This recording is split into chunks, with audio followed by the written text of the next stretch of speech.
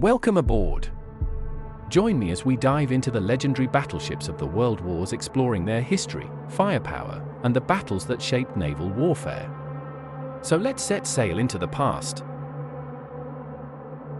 The Admiral Graf Spee was more than just a ship. She was a symbol of innovation, power, and pride. Launched on June 30, 1934, from the shipyards of Wilhelmshaven, she was the third and final vessel in Germany's Deutschland class of heavy cruisers. But the Graf Spee stood apart. She was larger, more refined, and more balanced in design than her sister ships. She carried a name that carried weight. Admiral Maximilian von Spee had been a respected and daring officer in the First World War, a man who believed in the code of the sea. Naming the ship after him set a tone of honor and discipline that her crew would strive to live up to. The Graf Spee's design was ahead of its time. At 186 meters long, over 610 feet, and displacing over 16,000 tons at full load, she was built for range and endurance.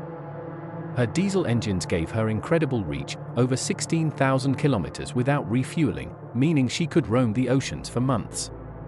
She was fast too, reaching speeds of 28 knots, more than enough to outrun most battleships and outgun any cruiser she might encounter. Her main battery of 6 28-centimeter guns, 11-inch barrels housed in 2 triple turrets, gave her a punch well above her weight class.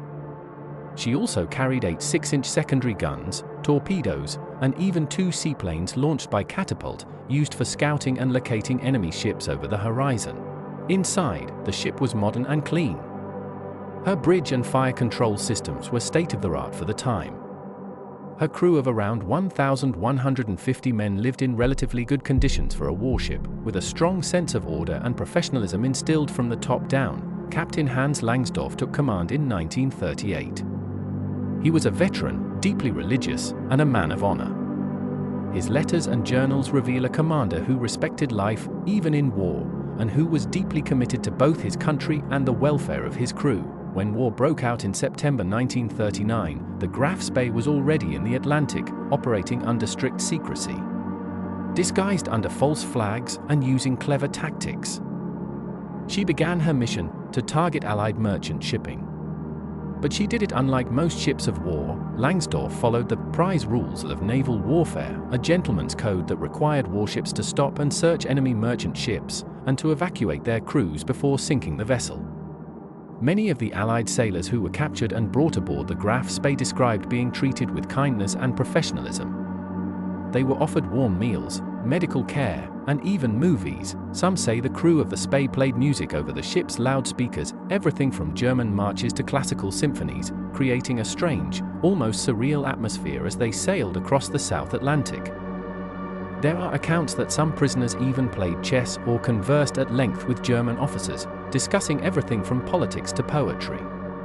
These human moments, rare in modern warfare, gave the ship an almost mythic quality. A ghost ship that appeared suddenly from the fog, struck, rescued the crew, and disappeared again. Over 3 months, she sank 9 ships, totaling over 50,000 tons. Yet not a single life was lost in those attacks. But her success couldn't last. The Royal Navy began closing in, tracking reports and organizing search patterns.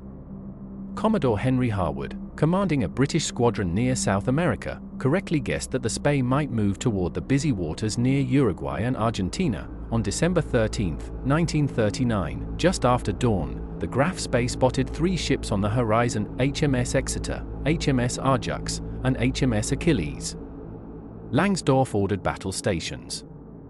What followed was a fast, brutal engagement known as the Battle of the River Plate, the first major naval battle of World War II. The Spee's main guns fired first, scoring direct hits. The Exeter was nearly crippled, badly damaged, and forced to withdraw. But the Ajax and Achilles continued harassing the German ship, staying at a distance, darting in and out, trying to find weaknesses. For over an hour, the Graf Spee traded fire. Her gunners were well trained, her crew calm under pressure. She stood alone, holding off 3 opponents. Yet it was not without cost. A shell from one of the cruisers struck a critical area, damaging her water filtration system and fuel processing plant. Though still capable of fighting, the Graf Spee had been wounded in a way that would limit her range and cripple her over time. Langsdorff made a calculated retreat to Montevideo, Uruguay. The city watched in awe as the damaged but still proud warship entered the harbor. Some reports say the Uruguayan people, many of German descent, came down to the docks to catch a glimpse of her. She was bruised, but still majestic, her grey hull streaked with battle smoke, her eagle crest glinting in the sun, and now began the final chapter, one wrapped in misinformation, diplomacy, and quiet desperation. British diplomats and intelligence officers spread false reports that a large force of British warships, including the carrier Ark Royal and the battlecruiser Renown, was arriving to finish the job. It wasn't true. But Langsdorff had no way to verify it. Uruguay, under pressure, gave the Graf Spee 72 hours to leave. Langsdorff asked Berlin for orders. What he received was clear: do not let the ship be captured. Do not let her fall into enemy hands. With the eyes of the world watching, Langsdorff made his final decision. On December 17th, the Admiral Graf Spee sailed just a few kilometers out of Montevideo. With her crew evacuated to shore, demolition charges were placed throughout the ship. At 6:15 p.m., explosions tore through her hull. Fire engulfed the deck. Her ammunition stores ignited, sending fireballs into the evening sky. Smoke rose high above the city as the mighty warship sank slowly beneath the waves. The people of Montevideo and the world stood in stunned silence. A warrior had chosen her own end. 3 days later, Captain Langsdorff, dressed in his formal naval uniform and wrapped in the German ensign, took his life in a hotel room in Buenos Aires. In his farewell letter, he wrote that he had acted not for personal glory, but for the safety and dignity of his crew.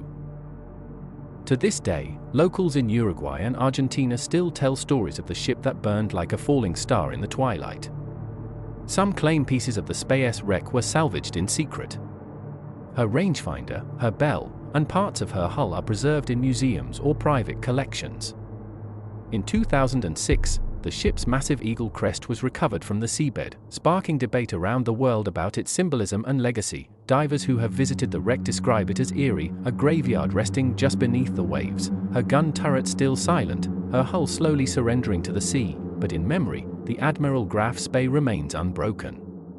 She was a ship that fought with honor, sailed with pride, and died with dignity. Her story is not just one of steel and fire, it's one of principle, of leadership, and of a fleeting moment in history when even in war, humanity endured.